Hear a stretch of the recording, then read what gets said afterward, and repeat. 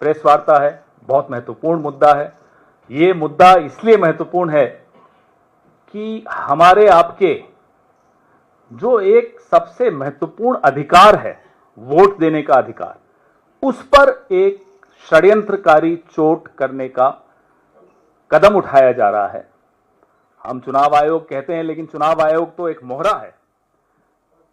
जो कदम ये उठा रहे हैं वो आपके सामने है। हम लगातार मुद्दे उठा रहे हैं, महाराष्ट्र के मुद्दे उठाए, हरियाणा के मुद्दे उठाए, और हैरानी की बात यह है कि जब हमारे नेता प्रतिपक्ष लोकसभा में राहुल गांधी जी या हमारे राज्यसभा में नेता प्रतिपक्ष और अध्यक्ष खड़गे साहब या इंडिया अलायंस के बाकी पार्टनर्स जब मांग करते हैं कि साहब फुटेज दे दीजिए, वोटिंग के दिन की फुटेज महाराष्ट्र की दे दीजिए, हरियाणा की दे दीजिए, वोटर्स लिस्ट दे दीजिए, तो महीनों तक चुनाव आयोग का जवाब नहीं आता। यहां एक महीने में पूरे बिहार की नई वोटर्स लिस्ट बन जाएगी।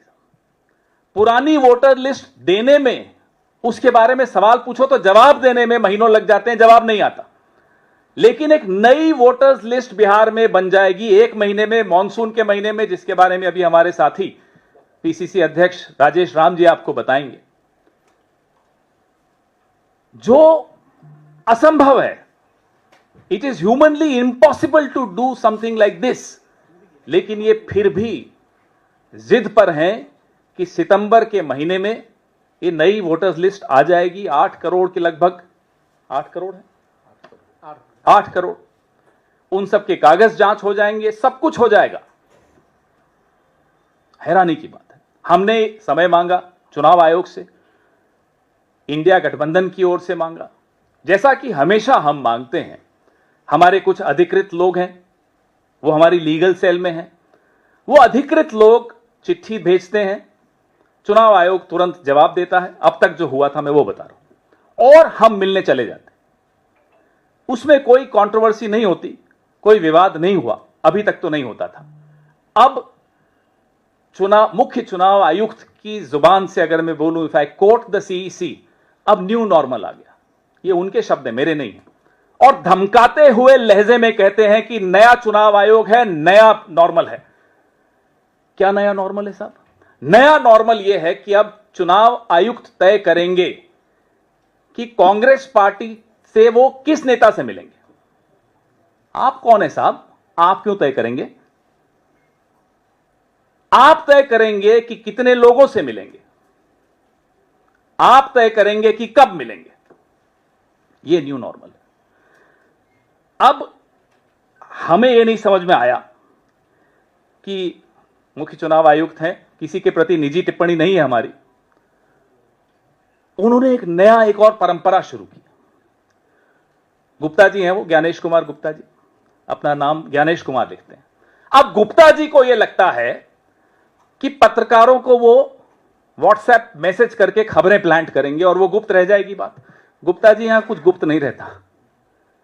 आपने 24 घंटे का टाइमर लगा रखा है जिस नंबर से आप पत्रकारों को खबरें लीक करते हैं, वो सारे स्क्रीनशॉट्स हमारे पास भी आ जाते हैं। तो गुप्ता जी, आप शायद नए हैं चुनाव आयोग में, ज्यादा पुराने नहीं हैं। मैं आपको आज इस मंच से बता दूं, हम सब हंसते हैं फिर आपके उन संदेशों पर। वो संदेश गुप्त नहीं है गुप्ता जी, ध्यान रखिएगा।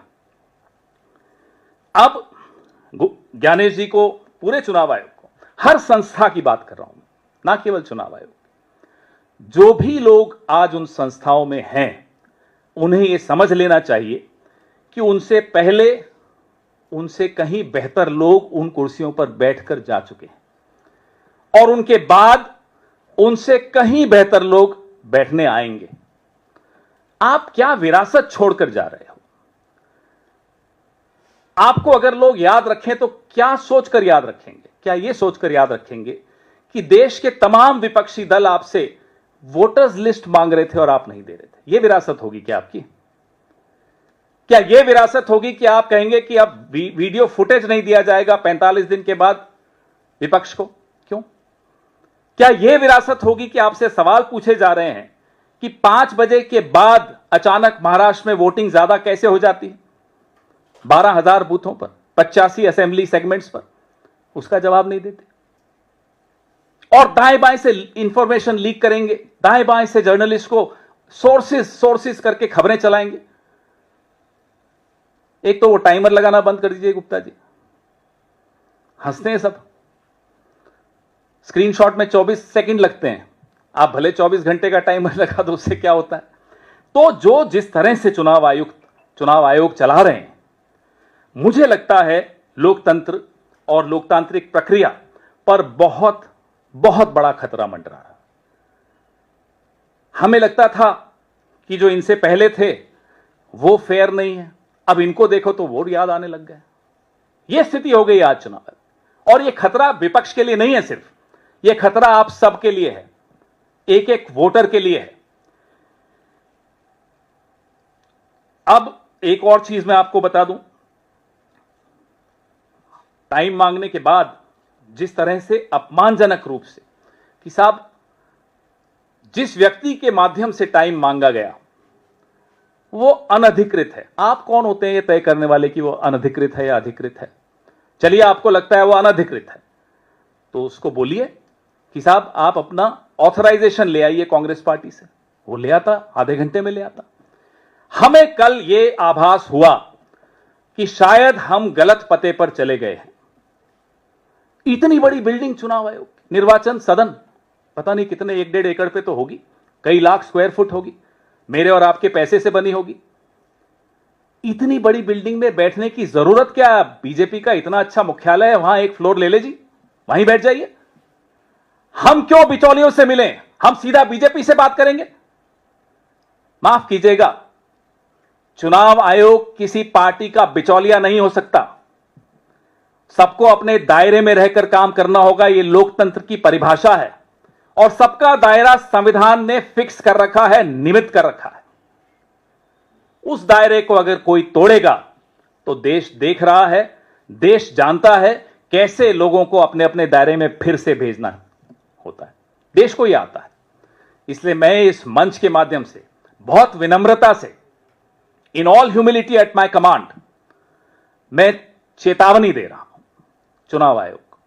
यह सत्ता आने जाने वाली चीज है। जब इनके पास 300 सीटें थी तब हम नहीं डरे, ये 240 पे हैं। आप क्यों इनकी गुलामी कर रहे हैं? आप संविधान की गुलामी कीजिए, आप लोकतंत्र की गुलामी कीजिए, आप इस देश के एक एक वोटर की गुलामी कीजिए। ये शाह शहंशाह इन लोगों की गुलामी मत कीजिए। यहां बहुत शाह आए, बहुत शहंशाह चले गए। इतिहास के कचरा पात्र में आपका नाम चला जाएगा अगर आप इस तरह के काम करेंगे तो। कोई याद नहीं रखेगा आपकी विरासत को। अगर आपको याद भी रखेगा तो लोग मुंह बनाएंगे कि इस तरह के एक संस्था को चलाने वाले लोग आए थे। बड़ी पीड़ा होती है जब हम ये बोलते हैं, दुख होता है ये बोलते हुए। अब आपको मेरे साथी राजेश राम जी टेक्निकल पॉइंट्स क्या हैं, क्यों इनको आपत्ति है, बिहार के प्रदेश अध्यक्ष हैं, ये बिहार की तरफ से आपको बताएंगे कि ये जो तथाकथित एसआईआर, अब एसआईआर देखिए नाम भी बड़ा अच्छा है, सर। चुनाव आयोग सर करते हुए फोन उठा के आदेश लेता है, यहीं से मालूम पड़ जाता। तो अब एसआईआर के बारे में हमारे साथी राजेश राम जी आपसे संबोधित करेंगे आपको। सम्मानित आज विशेष प्रेस वार्ता में सभी उपस्थित हमारे पैनलिस्ट पवन खेड़ा जी, हमारे सम्मानित प्रभारी कृष्णा अलवर जी और सभी इलेक्ट्रॉनिक्स मीडिया के तमाम साथीगण, प्रिंट मीडिया के तमाम साथीगण, हम विशेष बातें लेकर के आपके बीच आए। मुझे ऐसा बार बार महसूस हो रहा था कि ये लड़ाई अब बिहार के लेवल पर नहीं है और ये हमारे बिहार के 8 करोड़ जो मतदाता हैं उनके साथ जो संविधान में जो अधिकार है वोट देने का, उससे इस निर्णय से जो संवैधानिक हक है वो छीनने का प्रयास है। और ये कल के डेलीगेशन में जिस तरह से बातें आई और जिस तरह से इलेक्शन कमीशन के जो कमिश्नर थे वो जिस तरह से एग्रेशन दिखा रहे थे, मुझे ऐसा प्रतीत हो रहा था और तमाम वहां उपस्थित लोगों को प्रतीत हो रहा था कि इनके निर्णय ले चुके हैं और वो 20%, जैसा कि उन्होंने कहा कि 20% इसमें वोटर को आउट होना ही होना है।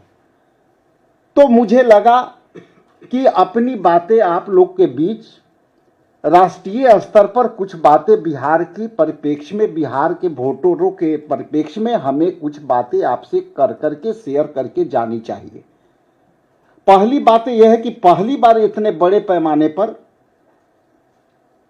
मात्र 1 महीने में ये निर्णय लेने वाले कौन थे लोग, और यदि आज से जो उनकी अधिसूचना जारी हुई, उस अधिसूचना के बाद आज यदि यहां हम दिल्ली में बैठे हैं, आपके साथ संवाद कर रहे हैं, तो यह निश्चित तौर पर आज के डेट में मात्र 19 दिन बचा है।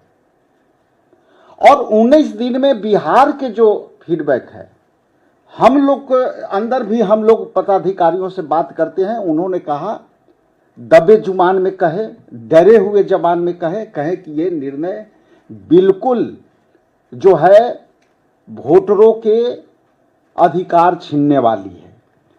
चुनाव से ठीक 4 महीने पहले 20 साल में पहली बार बिहार में इतनी बड़े पैमाने पर इस तरह का निर्णय लिया गया है और समीक्षा हो रही है। पूरी प्रक्रिया ना तो पारदर्शी है, ना ही व्यवहारिक है।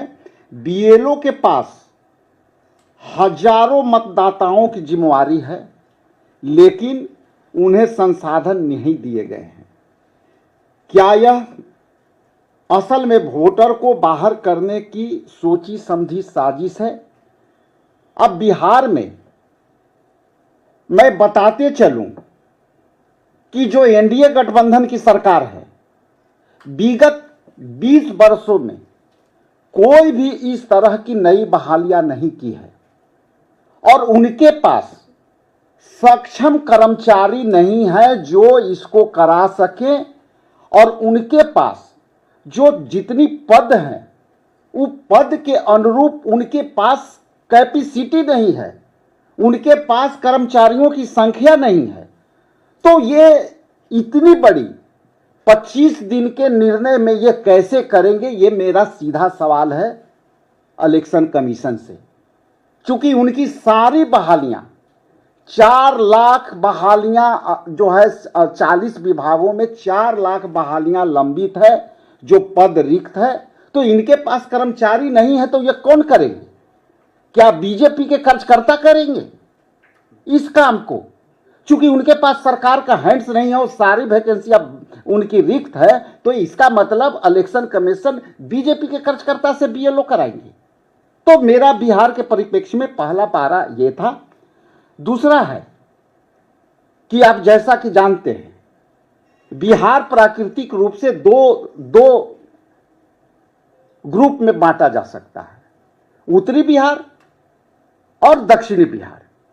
हम दक्षिणी बिहार में सुखाड़ से प्रभावित हैं और हम जो प्राकृतिक वर्षा है उस पर आधारित कृषि करते हैं, और दूसरे तरफ उत्तरी बिहार है जहां वहां पे कई नदियां एक साथ बहती है और उसमें फ्लड इतने बड़े पैमाने पर आते हैं। तो आप इस निर्णय कैसे लिए? क्या बाढ़ में जा करके आप जो है सारे को नाव पर करेंगे? आप स्टीमर से करेंगे? आप स्टीमर भी नहीं दे पाते, बाढ़ में बचाने के बाद आप स्टीमर भी नहीं दे पाते। तो ये बीएलओ के और जो लोगों के नाम जोड़ने के प्रक्रिया में आप कैसे करोगे? बिहार में यह त्रासदी है कि लगभग 3 करोड़ लोग पलायन कर चुके हैं, जो अपने रोजी रोटी के लिए दिल्ली, बॉम्बे और जो है पंजाब में काम करते हैं। अब उनको कैसे ढूंढोगे? अभी ये 18 जून को मानसून ब्रेक हुआ। मानसून ब्रेक के बाद हमारे जो मजदूर कृषक हैं वो हरियाणा, पंजाब और गुड़गांव में वो जो है 3-4 महीने के एग्रीमेंट पर वो काम करने आते हैं और यहाँ को किसानों को वो जो है उनको एक अमाउंट देते हैं उनके परिवार को लेकर के, और वो जाकर के पूरे परिवार सहित उनके साथ एक एग्रीमेंट होता है, कच्चा एग्रीमेंट होता है, वो पक्का एग्रीमेंट होता है। वो पैसे एडवांस के तौर पर लेते हैं और पूरा परिवार 4 महीना के लिए जाकर के पंजाब में काम करते हैं। अब इनकी कहानी है कि साहब आपके पास जो हमारे इलेक्शन कमीशन के अधिकृत जो बीएलए होंगे, वो बीएलए जाएंगे, 2 अटेम्प्ट करेंगे। अटेम्प्ट यदि करेंगे 2 बार में आप मिल गए तो ठीक है, तीसरे बार हम आपको नाम काट देंगे। यह बिहार का फीडबैक है। अब ये बताइए कि जो बंदा मजदूरी करने पंजाब गया हुआ है, हरियाणा गया हुआ है, वो 3 महीना पहले तो नहीं आएंगे, तो आप 15 दिन में, आज से 18 दिन में आप कैसे उसको आप जो है वोटर लिस्ट में शामिल करेंगे? तो ये प्रक्रिया सोची समझी साजिश के तहत 4 करोड़ वोटर और 3 करोड़ पलायन किए हुए लोग ऑटोमेटिकली ये जो है बाहर हो जाएंगे, वोट देने से वंचित हो जाएंगे। आगे मैं आता हूं कि बिहार के बाढ़ग्रस्त और गरीब जनता से ऐसे दस्तावेज मांगे जा रहे हैं जो उनके पास कभी थे ही नहीं या अब बर्बाद हो चुके होंगे। दलित, पिछड़ा, अति पिछड़ा, प्रवासी महिलाएं और अनाथ जैसे समुदाय बच्चे ज़्यादातर प्रभावित होंगे। यदि राष्ट्रीय पारिवारिक स्वास्थ्य सर्वेक्षण को यदि देखेंगे तो NFC 3 के तहत 2005-06 के अनुसार 2001 से 2006 के बीच बिहार में जन्मे बच्चे को केवल 2.28% पास जन्म तिथि प्रमाण पत्र है। अब ये आप जन्म तिथि प्रमाण पत्र आप मांगते हो और ये 2% के बात कह रहे हो, तो जैसा कि आपने कल कहा, इलेक्शन कमीशन ने कल बोला कि 20% तो ऐसे ही आउट कर दूंगा, तो इसका मतलब उनको पता है कि 2.28% से ज्यादा लोगों के पास प्रमाणित करने के लिए जन्म तिथि प्रमाण पत्र नहीं है। तो उनके पास तो आंकड़े होंगे, शायद वो मेरे पास आंकड़े नहीं होंगे, लेकिन जैसा कि मैं बार बार कह रहा हूं कि उन्होंने जिस तरह से कहा कि 20% को वोट देने से वंचित होना ही होगा, चूंकि 20% मैं बाहर करूंगा, तो हमारा ये औसतन यदि परसेंटेज कम है तो उनके पास आंकड़ा है, वो निकाल देंगे। हम आगे आते हैं कि CRS के रिपोर्ट के अनुसार वर्ष 2002 में बिहार में जन्मे पंजीकरण की दर महज 3.7% थी, जबकि राष्ट्रीय औसतन 56.2% था। और 2004 और 5 में भी बिहार की जन्म पंजीकरण क्रमांक संख्या 11.16 से ही कम थी, जब देश भर में यह 60.64% और 62% थी। तब दशकों में वोटर देने वालों को अब क्या हुआ? अब यह टेक्निकली बात देखिए कि यदि हम औसतन यदि देखते हैं और उसको हम जो है 8 करोड़ वोटर के साथ जोड़ते हैं, तो ऐसे भी हमें साबित करने के लिए हमारे पास कुछ नहीं होगा। हम नहीं साबित कर सकते कि हम डॉक्यूमेंटेशन में हमारे पास होता नहीं है, क्योंकि खास करके मजदूर वर्ग, खास करके जो है पलायन किए हुए लोग, उनके पास प्रमाणिक तौर पर यह होता है कि यदि आज भी आप ईमानदार नागरिक के तहत आप चले जाइए किसी भी एक गरीब परिवार के घर में और उससे कहिए कि आप आधार कार्ड दो, तो वो शायद निकाल करके वोटर कार्ड दे देगा। और यदि उनसे आप मांगो कि आप वोटर कार्ड दो, तो वो शायद आधार कार्ड दे देगा या छोटे छोटे चार्ट पुर्जे। उनको पता भी नहीं है कि हम सीधा पकड़ के आपको धरा रहे हैं या ये आधार कार्ड है या ये वोटर आईडी है। तो आप वैसे लोग के साथ आप कैसे जस्टिफाई करोगे? ये निश्चित तौर पर है कि आप जो है आप दुर्भावना से ग्रसित होकर के आप किसी जो है एजेंडे पर आप जो है लोगों को रोकने का काम कर रहे हैं। आप ये समझ लीजिए कि ये परिस्थितियां कब आई। विगत कुछ दिनों में एक सर्वे आया और उस सर्वे में दिखाया कि इंडिया गठबंधन की जो है यहाँ पे पॉपुलैरिटी बढ़ी है, हमारे नेता राहुल गांधी जी की पॉपुलैरिटी बढ़ी है। और उसके बाद ये हम लोग का जो परसेप्शन है, हम लोग जो मानते हैं कि हमारी पॉपुलैरिटी से देख करके और इन्हों लोगों ने सोचा कि इनको किसी भी तरह से डिरेल करना है। इसलिए यदि एसटी एससी ओबीसी के बात करें तो आने वाला समय में मैं आपको बड़ी जिम्मेवारी से कह रहा हूं कि ये लड़ाई जो है इन्होंने छेड़ दी और बिहार बदलाव की धरती रही है। हम उस चाणक्य धरती से आते हैं, हम उस महावीर बौद्ध की धरती से आते हैं, हम जैन महावीर के धरती से आते हैं। इसलिए ये कोई मुगालते में नहीं रहे कि बिहार के लोग पॉलिटिकली जागा हुआ नहीं है लोग, और ये बिहार में कई बदलाव ऐसे हुए हैं जो प्रामाणिक तौर पर आप जानते होंगे। इसलिए मैं तीसरे स्पष्ट समझने की आवश्यकता है कि स्पष्ट समय सीमा अपील का भी अधिकार खतरे के में नजर आता है। ड्राफ्ट रोल 1 अगस्त को, आपत्तियां 1 दिसंबर तक, अंतिम सूची के 30 दिसंबर को। इतनी तंगी समस्या में बीएलओ पूरे गांव के कैसे कवर कराएंगे? जैसा कि मैंने बताया कि आप पता करिए कि जो विभाग में जितनी पद रिक्त है, आप कर्मचारी कहां से लाओगे? आप वोट तो बैंकर से करा लेते हो, लेकिन आप कहीं नहीं लिख रहे हो कि हम इस काम में बैंकर्स को भी लगाएंगे। तो बैंक बंद कर दो, आप बैंक बंद कर करके सारा काम कराओ। ये भी आपको कमिटमेंट देना चाहिए। इलेक्शन तो आप सारे बैंकर्स को लगा के करते हो, लेकिन आपके पास कर्मचारी नहीं है करने को, तो आखिर ये किससे कराओगे? चौथे में है बिहार डिजिटल जागरूकता नहीं है, लेकिन डिजिटल प्रक्रिया थोपी जा रही है। अब बिहार जैसे राज्य को, जिसकी औसतन आमदनी लोगों को देख लीजिए, पूरे देश के मानक में हमारा गरीबी रेखा को देख लीजिए, ये लोग 20 बरस से सत्ता में है, गरीबी रेखा में जो है कि कहाँ है। तो इसलिए इन सब बातों को मैं स्पष्ट कर दूं कि जो इलेक्शन कमीशन का जो ये इस तरह का इनकी रवैया है, बाबा साहेब भीमराव अंबेडकर के दिए हुए उस मौलिक अधिकार का हनन होगा, जिसमें 1 वोट राजा का और 1 वोट रंक का।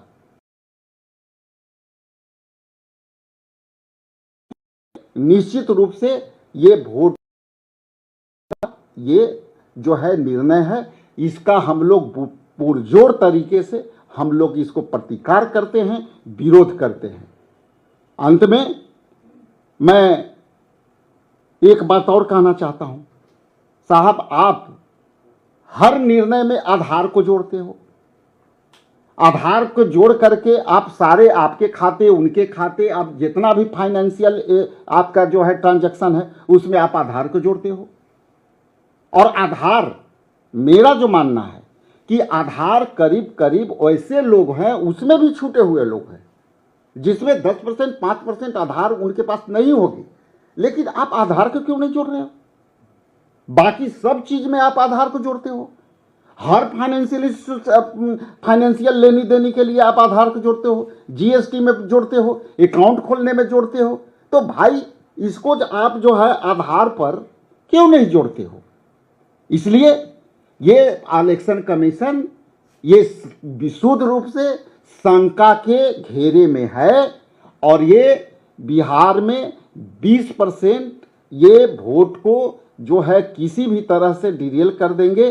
और अंत में अपनी बात जो है कंक्लूड करने के पहले स्पष्ट कर दूं कि आप बाढ़ के परिक्षेत्र में आप जाइए, हम लोग हर साल बाढ़ पीड़ितों की मदद करने जाते हैं। उनकी पीड़ा ये होती है कि उनके पास बक्सा में कुछ नहीं होता, और जब बाढ़ के पानी जब चढ़ती है तो अंत में आप चौहद्दी समझते होंगे कि जिनकी घर है यहाँ यदि है तो उनकी चौहद्दी बह जाती है, और चौहद्दी पता नहीं चलता है, और जिस प्लॉट पर है वो पता नहीं चलता है, वो गंगा में चली जाती है, कमला बराज में चली जाती है, और अगला बार फिर वो नया सियाना खोजता है कि इस बार मुझे कहां से झुग्गी झोपड़ी देना है। जिनकी दीवार पुआल के है वो आर पार देखते हैं, अपनी परिवार को 10 परिवार है एक कमरा में रखते हैं, उनको प्रमाणित करने के लिए आप क्या मांग रहे हो? जो जिंदगी सही से जी नहीं रहे उस प्रमाण खोजेगा आपके लिए। इसलिए पहली बार ऐसा हुआ है कि इलेक्शन कमीशन का दायित्व केवल वोटर बनाना था, क्योंकि हर साल बालिग होते थे लोग, और बालिग होने के बाद ये इलेक्शन कमीशन का दायित्व था कि वो अपने वोटर को जो है अधिकार दे वोट देने का। लेकिन ये पहली बार ऐसा हुआ है कि वोटर बनने के लिए हमको प्रमाण देना पड़ेगा, और प्रमाण ऐसा वैसा नहीं, आपके परदादा पर मर गए तो उनके समय के लाइए, आपके पिता मर गए तो उसके समय के लाइए, और आपके जमीन नहीं है। आप बताइए बिहार में बास भूमि कब्जा बिहार सरकार नहीं कराती है। इसलिए ये सब सारी बातें मैंने आपके बीच रखी, लेकिन अंत में जरूर कहूँगा, आपसे भी अपील करता हूँ कि इस मुद्दे पर आपके तरफ से भी सकारात्मक जो है सुझाव जानी चाहिए।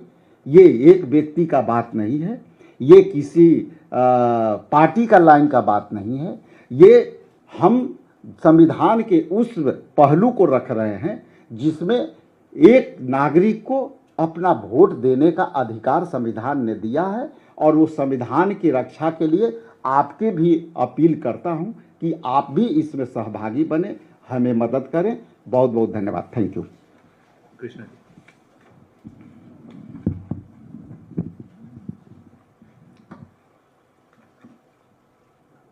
इलेक्शन कमीशन ऑफ इंडिया से थोड़ी बहुत उम्मीदें बची थीं।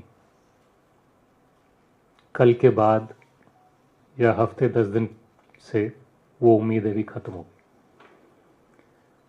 ये सरकार तुगलकी फरमानों की सरकार है, और हमें लग रहा था कि इलेक्शन कमीशन उससे अभी तक बचा हुआ है। अभी इस Bihar special intensive registration drive से क्लियरली पता चलता है कि ये भी तुगलकी फरमान जारी कर रहे हैं। तुगलकी फरमान नंबर 1 नोटबंदी, तुगलकी फरमान नंबर 2 गब्बर सिंह टैक्स, तुगलकी फरमान नंबर 3 देशबंदी लॉकडाउन, तुगलकी फरमान नंबर 4 जब सेना पाकिस्तान पे भारी पड़ रही है तो युद्धबंदी सीज फायर, और अभी वोट बंदी। मुझे लगता है कि सरकार और सरकार के इशारे पर नाचने वाले सारे इंस्टीट्यूशंस की बुद्धि भी बंद हो गई। क्यों? मैं चुनौती देता हूं प्रधानमंत्री को, गृह मंत्री को, तीनों इलेक्शन कमिश्नर को, कि इतिहास में कोई ऐसा मिसाल बता दें या देश विदेश में कभी भी ऐसा मिसाल बनाते हैं कि 1 महीने के अंदर अंदर 8 करोड़ लोगों को अपना प्रमाण देना पड़ रहा है। ये वही 8 करोड़ लोग हैं जिन्होंने लगभग 1 साल पहले लोकसभा में अपना मत डाला था। डाला था कि नहीं डाला था? ऐसा क्या हो गया 12 महीनों में? ऐसा क्या हो गया कि आज बिहार के हर एक वोटर को, प्लीज ये बात नोट करिए आप, बिहार के हर एक वोटर को नए तरीके से वोटर बनने का प्रमाण देना पड़ेगा, और ये काम 30 दिन के अंदर करना पड़ेगा। जिसकी बुद्धि भ्रष्ट होगी वही ऐसा ऑर्डर निकाल सकता। मतलब आप ये कह रहे हो कि आज आपको शंका है कि 8 करोड़ लोग जो बिहार में हैं आज, वो वोटर बनने लायक नहीं है। दूसरी बात, अगर आपको कुछ करनी ही है तो थोड़ा सोच विचार लो, थोड़ा समय दो, किसी को आपत्ति नहीं है। 1 महीने का समय दे रहे हो, 1 करोड़ लोग, 8 करोड़ लोगों की बात कर रहे हो, और आज जो देश में सबसे ज्यादा आसानी से उपलब्ध करने वाले प्रमाण पत्र, इनको इस प्रक्रिया से आपने बाहर कर दिया। आधार कार्ड क्यों नहीं माना जाएगा? जो वोटर कार्ड है वो क्यों नहीं माना जाएगा? जो राशन कार्ड है वो क्यों नहीं माना जाएगा? जो जॉब कार्ड है वो क्यों नहीं माना जाएगा? जो ड्राइवर लाइसेंस है वो क्यों नहीं माना जाएगा? आधार कार्ड नहीं माना जाएगा, वोटर कार्ड नहीं माना जाएगा, जॉब कार्ड नहीं माना जाएगा, राशन कार्ड नहीं माना जाएगा, लाइसेंस नहीं माना जाएगा। लेकिन बिहार के गरीब लोगों को, युवाओं को, वंचित शोषित लोगों को बर्थ सर्टिफिकेट देना पड़ेगा, खुद का भी, पेरेंट्स का भी, मैट्रिकुलेशन सर्टिफिकेट देना पड़ेगा। मजाक है क्या? मतलब आप ये सोच लीजिए कि मान लीजिए कि कल देश में सारे आधार कार्ड नामंजूर किए जाएंगे और बोले जाएंगे कि 30 दिन के अंदर आप सबको नए आधार कार्ड बनाने। कोई मतलब है क्या? करना क्या चाह रहे हो आप? साफ दिखता है कि आप वोटर रोल बनाने में आपकी इच्छा नहीं है, लोगों को वोटर लिस्ट से हटाने की कोशिश है। किन लोगों को? गरीब, युवा, वंचित, शोषित, सबसे पहले ये मार खाएंगे। इलेक्शन कमिश्नर ने कल मीटिंग में एक नहीं 2 बार ये बात कह दी कि हम तो ये मान के चल रहे हैं कि 20% लोग कट जाएंगे। ये बहुत गंभीर बात है। वो 2 बार ये बात कह चुके हैं कल कि हम ये मान के चल रहे हैं कि 20% वोटर कट जाएंगे।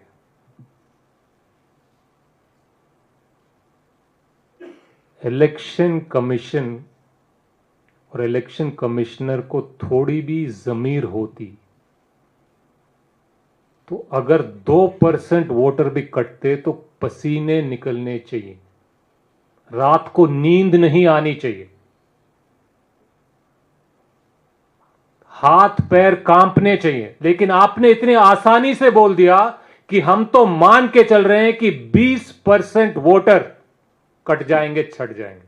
मतलब लगभग 2 करोड़ बिहारी को इलेक्शन कमिश्नर मान के चल रहे हैं कि इस चुनाव में शायद उनको मत डालने का मौका नहीं मिलेगा। यह जुर्रत कैसे कर सकता है कोई?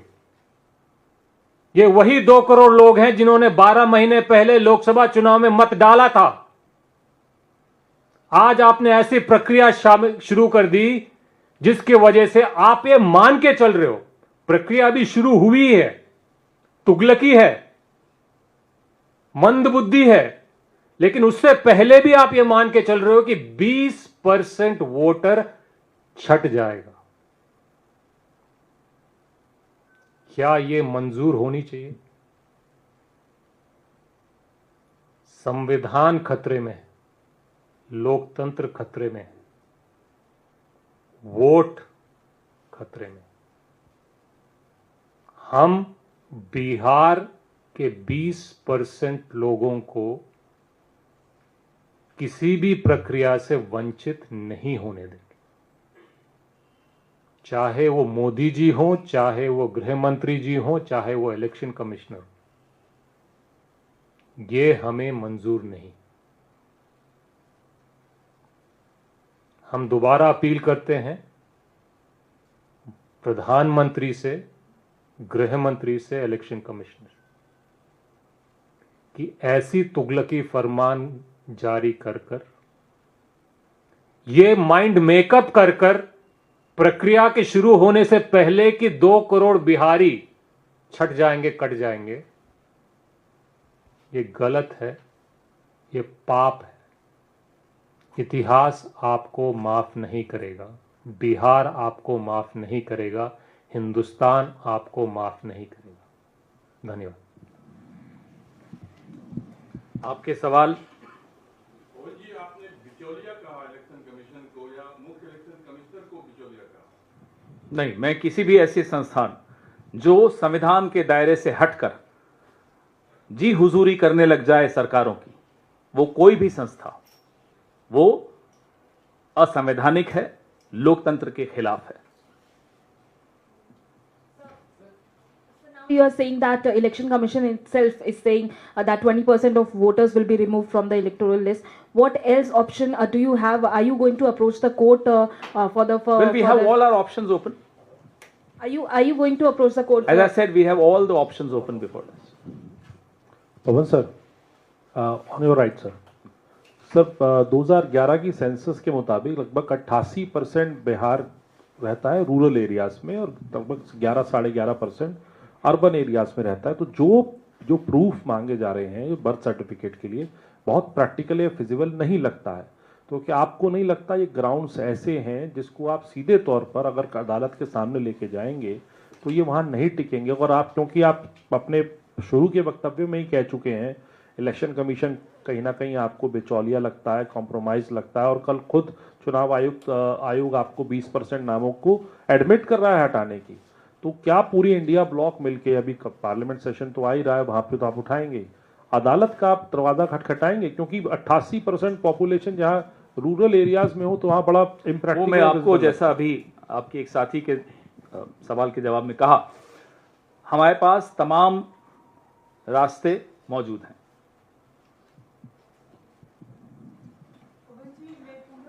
उजाला अखबार से मैं ये जानना चाहती हूँ कि चुनाव आयोग बार बार कह रहा है कि पारदर्शी व्यवस्था के लिए आप अपने बूथ स्तर के एजेंट बढ़ाइए।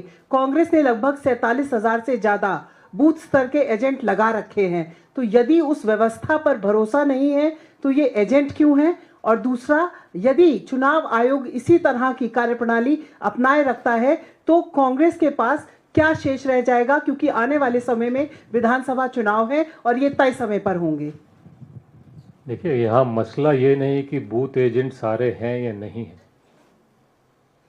मसला ये है कि आपको वोटर लिस्ट पे खुद ही भरोसा नहीं है। नहीं तो ऐसा क्या बात हो गया कि आज आपने ऐसी प्रक्रिया छेड़ दी जिससे एक एक मतदाता को दोबारा रजिस्ट्रेशन करने की जरूरत पड़ी। प्लीज नोट करिए ये बात, बिहार का एक भी वोटर नहीं है जिसको इस प्रक्रिया के माध्यम से कुछ न कुछ प्रमाण नहीं देना पड़ रहा, चाहे वो अंडरटेकिंग ही क्यों ना हो। मतलब अभी तक जो भी वोटर लिस्ट थी आपने पूरा हटा दिया। बीएलए क्या कर सकता है? वो आपके पास जा सकता है, आपसे पत्र मांग सकता है, प्रमाण मांग सकता है। अब बीएलए गरीब आदमी के पास जाके बोलेगा भाई आधार कार्ड दो, तो शायद 90% लोग दे पाएंगे, लेकिन आधार कार्ड को आप मान नहीं रहे। राशन कार्ड होते हैं गरीब लोगों के पास, प्रमाण वो भी नहीं दे सकता क्योंकि राशन कार्ड भी आप नहीं मांग रहे हो। कहीं कहीं ड्राइविंग लाइसेंस होती है, मनरेगा के गरीब मजदूर के पास जॉब कार्ड होता है, वो भी आप प्रमाण नहीं मान रहे हो। तो बीएलए चाहे 1 हो, 1000 हो, लाख हो, करोड़ हो, करेगा क्या 30 दिन के अंदर? मैं आज किसी बिहार के IAS officer, x IAS officer से बात कर रहा था। वो कह रहे थे मुझे कि ना उनकी बर्थ सर्टिफिकेट उनके पास है, ना उनके पेरेंट्स जो पढ़े लिखे थे उस जमाने में उनका बर्थ सर्टिफिकेट उनके पास। तो भाई, जैसे हमारे भाई ने कहा, अगर बिहार में 88% लोग रूरल एरियाज में रहते हैं, आप उनसे बर्थ सर्टिफिकेट 30 दिन में कहां से लाएंगे? मतलब नॉनसेंसिकल बात है। कैसा कोई ऐसा कर सकता है? सोच और कल्पना के बाहर।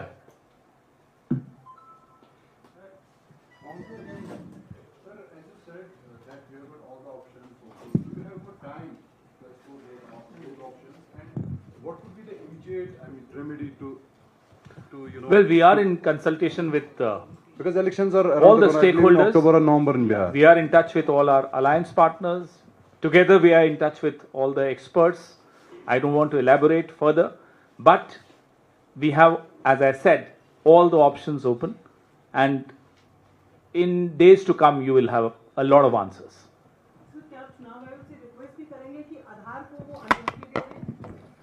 अब इस चुनाव आयोग से हमें ज्यादा उम्मीदें तो नहीं है, लेकिन क्योंकि लोकतंत्र में ये आवश्यक है कि उनके दरवाजे पर जाएं, राजेश राम जी ने कल मांग भी की। राजेश राम जी, मैं चाहता हूं इसका उत्तर आप दीजिए। जैसा कि आपने कहा कि ये जो जितने भी नाम हुए हैं उसमें जब सप्लीमेंट्री हो रहा था और लास्ट में वो जब अपनी कैलकुलेशन दे रहे थे तो हम लोगों ने जो मांग किया था, हम लोगों ने आशा किया था कि वो टोटली चीज़ पर हम लोग को पॉइंट बाय पॉइंट हम लोग को उत्तर देंगे, जिसमें मांग हमारी थी कि भाई आप आधार कार्ड को भी ऐड कीजिए और समय सीमा बढ़ाइए। ये दो मांग थी हमारी कि समय सीमा बढ़ाइए आप, लेकिन समय सीमा पर भी उनकी कोई कंटेंट नहीं है, उनकी तरफ से कोई वक्तव्य नहीं है। और आधार कार्ड पर जो मैंने मांग किया वो खुद मैंने मांग किया था कि आधार कार्ड को आप अलाउ करिए, उसके साथ जो कंसर्न जॉब कार्ड है उसको भी अलाउ कीजिए, लेकिन उस पर उनकी कोई प्रतिक्रिया नहीं आई, सप्लीमेंट्री भी नहीं आई। तो इसलिए उन्होंने मान लिया है कि आधार कार्ड को हमें नहीं जोड़ना है। पवन सर, आपने अभी मेंशन किया, इंडिया ब्लॉक के बारे में बात की, वहीं पे केजरीवाल जी ने अनाउंसमेंट किया है कि वो सोलो जाएंगे बिहार में और अकेले इलेक्शन लड़ेंगे। उन्होंने आप लोगों पे भी, कांग्रेस पार्टी पे तंज कसा है और उन्होंने ये कहा है कि कांग्रेस और बीजेपी है जो सीक्रेट लवर है और वो भेजते हैं, बीजेपी कांग्रेस को भेजते हैं लड़ने के लिए। देखिए, उनका हक है, वो लड़ना चाहें, जहां से भी लड़ना चाहें। अमेरिका का चुनाव खत्म तो नहीं हो गया क्या? खत्म, वो जहां भी चाहें वो लड़ सकते हैं, उसमें मैं क्यों बीच में बोलूं? बिहार में चुनाव आयोग जो लिस्ट बना रहा है उस मामले में असदुद्दीन ओवैसी ने कहा कि चुनाव आयोग के जरिए बिहार में एनआरसी लागू करने की साजिश ये बताया, असदुद्दीन ओवैसी ने बताया है। आप क्या कहेंगे? कि इसमें बहुत सीधी सी बात है। मुद्दा ये नहीं है कि किसी ने क्या कहा, मुद्दा ये है कि आप एक दिन सुबह उठते हो और एक ऐसी प्रक्रिया बनाते हो जिससे 8 करोड़ वोटर को, हर एक वोटर को किसी ना किसी लेवल पे प्रमाण देना पड़ रहा है कि भाई मैं वोटर बन सकता हूं। क्यों? दूसरा मुद्दा यह है कि आप पहले से ही माइंड मेकअप करके बैठे हो कि 20% वोटर तो कट रहा ही कट रहा है। क्या मतलब है इसका? मतलब ये प्लीज आप ध्यान दीजिए और सोचिए इसके बारे में। और मेरे आपसे भी और प्रधानमंत्री और गृह मंत्री से भी अनुरोध है कि आप थोड़ा इत्मीनान से बैठ के 2 मिनट सोचिए कि इलेक्शन कमीशन ऑफ इंडिया ये कह रहे हैं कि हम ये प्रक्रिया के माध्यम से मान के चल रहे हैं कि 20% बिहार के वोटर कट जाएंगे। ये भयानक बात है, मामूली बात नहीं है। कैसे 2 करोड़ लोगों का हक, वोट का हक, संवैधानिक हक, कैसे आप मारने का सोच सकते हो? ये बहुत गंभीर मामला है। इसमें कांग्रेस पार्टी, इंडिया गठबंधन अपनी भूमिका निभा रही है, लेकिन देश के हर एक नागरिक को यह सोचना चाहिए, क्या ऐसी प्रक्रिया इस देश में 21वीं सदी में हमें मानना चाहिए या नहीं? मैं मानता हूं कि आज बिहार की जनता के साथ यह हो रहा है, कल देश में हर एक नागरिक के साथ यह हो सकता है, क्योंकि ऑर्डर में लिखा है कि यह बात बिहार तक नहीं रुकने वाली है। असम, बंगाल, केरल, तमिलनाडु का जिक्र ऑर्डर में है और यह भी कहा है कि उसके बाद हर एक प्रदेश में ये करेंगे। क्या ये देश उनके बाप का है? ये देश हर एक नागरिक का है। ये देश संविधान के हिसाब से चलेगा, आपकी मन मर्जी के हिसाब से नहीं चलेगा, नहीं चल सकता। सर, पवन सर, आप कह रहे हैं कि सारे विकल्प खुले हुए हैं, लेकिन साफ दिख रहा है कि विकल्प तो एक ही है कि आप लोग अदालत में इस परीक्षा अभियान को चुनौती दें। तो इस पर सस्पेंस क्यों बनाया हुआ है कि आप नहीं खुल करके कह रहे हैं कि अदालत में चुनौती देंगे या नहीं?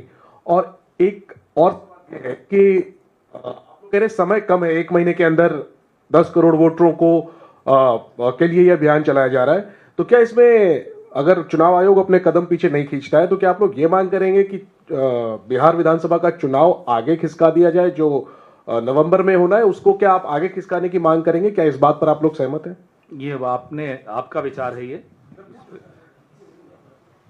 अगली बैठक में आपको भी आमंत्रित करेंगे, अच्छे विचार देते हैं आप। नहीं, इसका जवाब मैं देता हूं। हमारी मांग बहुत सिंपल है।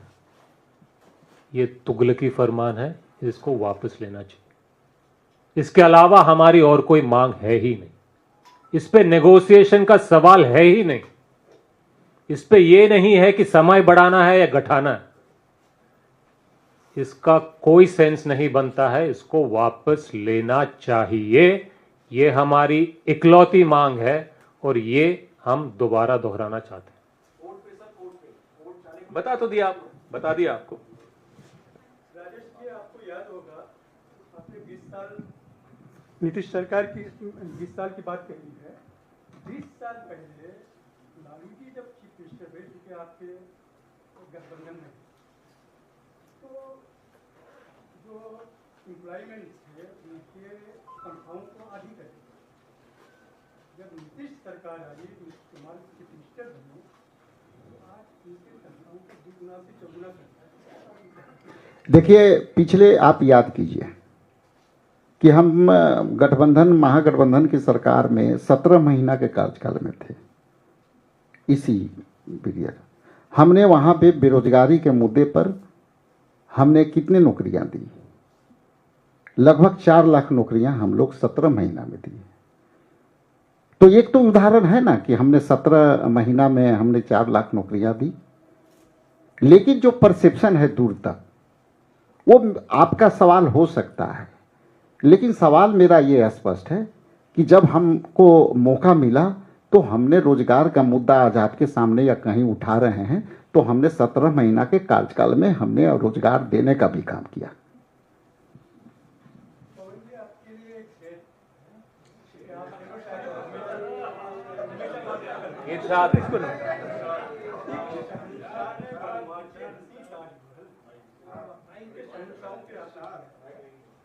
सारी दुनिया को मोहब्बत की निशानी दी है, सारे हिंदुस्तानियों को मोहब्बत की निशानी। आज संसद का बिल को पास किया, वक्त को बिल का पास किया, इसके बारे में अब आपने मूड एकदम शेरो शायरी कर दिया, तो अब इस पे चर्चा करेंगे। आज जो मुद्दा हम लोगों ने उठाया है, ये किसी एक तबके को टारगेट करने का इनका षड्यंत्र नहीं है। इनका षड्यंत्र है तमाम उन लोगों को टारगेट करने का जो इनके खिलाफ इनको लगता है। वो नौजवान, अभी हमारी बिहार में कृष्णा जी यहां बैठे हैं, पलायन रोको रोजगार दो बड़ी सफल यात्रा निकली, पूरे बिहार में निकली। उसका नतीजा ये, तो ये तुगलकी फरमान जैसा कि कृष्णा जी बता रहे हैं, उसका नतीजा ये है, नौजवान बिहार का पेपर लीक को लेकर, बेरोजगारी को लेकर बहुत पीड़ित है, बहुत क्रोधित है। तो ये टारगेट किया जा रहा है हर उस तबके को, वो नौजवान हो, वो दलित हो, वो आदिवासी हो, वो वंचित, पीड़ित, शोषित हो, अल्पसंख्यक हो, ऐसा कोई तबका नहीं है। और आज तो आप जानते हैं एंटी इनकम्बेंसी किस तरह पर है, एक ऊंचाई पर है। तो लगभग सभी इनसे नाराज हैं। अब देखते हैं 20% बोल रहे हैं, इनका क्या भरोसा, कितने ही काट दें ये लोग। जैसा कि अभी हम चर्चा कर रहे थे अंदर बैठकर कि महाराष्ट्र और हरियाणा में तो पिछले दरवाजे से की चोरी, बिहार में सीधा सामने के दरवाजे से घुसकर चोरी की जा रही है। That Mr. Krishna should. बहुत अच्छा सवाल है, उसका उत्तर मैंने बहुत बार दिया है। बिहार में गठबंधन, इंडिया गठबंधन की मैं खासकर बात कर सकता हूं। हम सब दल 243 सीटों पे लड़ने वाले हैं। पिछले बार भी 243 थे, इस बार भी 243 है। धन्यवाद। शुक्रिया। बोलिए राजेश जी, कुछ कहना चाहते हैं? आपने आपके शेर का जवाब हमारे हेलो पर शेर देंगे। आपने कुछ बातें कही, मुझे भी कुछ बात आपके सामने रखना चाहता। जिसे निभा ना सकूं, अब ऐसा वादा मैं नहीं करता। मैं बातें अपनी औकात से ज़्यादा नहीं करता। भले ही तमन्ना रखता हूं आसमान छू लेने को, लेकिन औरों को गिराने का इरादा नहीं। बहुत बढ़िया, बहुत बढ़िया।